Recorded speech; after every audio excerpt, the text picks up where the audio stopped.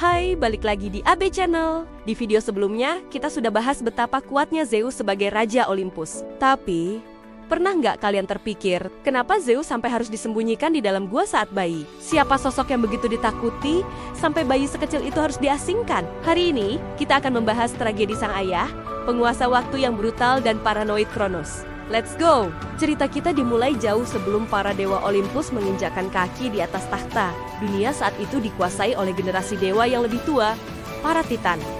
Pemimpin mereka adalah Uranus, sang langit, dan Gaia, sang bumi. Uranus bukanlah ayah yang penyayang. Dia membenci anak Kinenia yang dianggap tidak sempurna, yaitu para Cyclops yang bermata satu dan Hekatoncheires yang bertangan 100. Dengan kejam, dia melemparkan mereka ke Tartarus, jurang terdalam di dunia bawah. Melihat anak-anaknya menderita, Gaia sebagai seorang ibu tentu saja sakit hati. Dia merencanakan pemberontakan dan meminta bantuan anak-anak Titannya yang lain. Namun, dari semua Titan yang perkasa, hanya satu yang berani maju.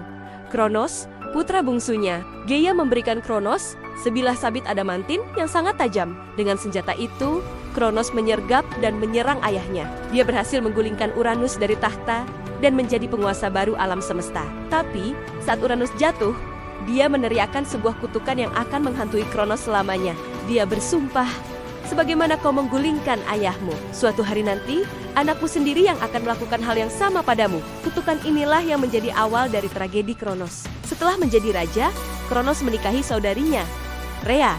Mereka mulai membangun dinasti baru. Tapi alih-alih menikmati kekuasaannya, Kronos justru hidup dalam ketakutan. Kutukan ayahnya selalu terngiang-ngiang di telinganya. Setiap kali Rhea melahirkan, paranoia Kronos mencapai puncaknya. Anak pertama mereka lahir, Hestia, cantik dan murni. Tapi Kronos tidak melihat seorang putri.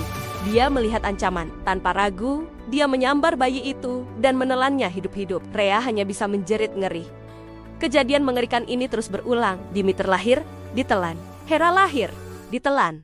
Lalu Hades, dan kemudian Poseidon, satu persatu.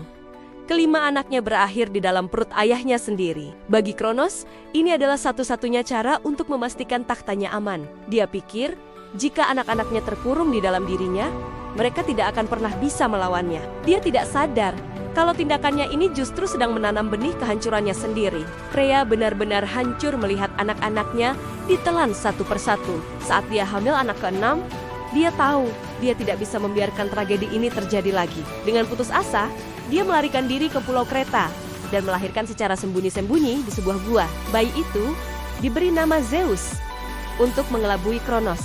Rhea mengambil sebuah batu besar seukuran bayi, lalu membungkusnya dengan kain bedong. Dia kembali ke hadapan Kronos berpura-pura menangis dan menyerahkan bungkusan itu. Kronos, yang sudah dibutakan oleh paranoia, sama sekali tidak curiga. Dia langsung menyambar batu itu dan menelannya bulat-bulat, mengira telah melenyapkan ancaman terakhir bagi kekuasaannya. Sementara itu, Zeus tumbuh besar di hutan Kreta, aman dari jangkauan ayahnya.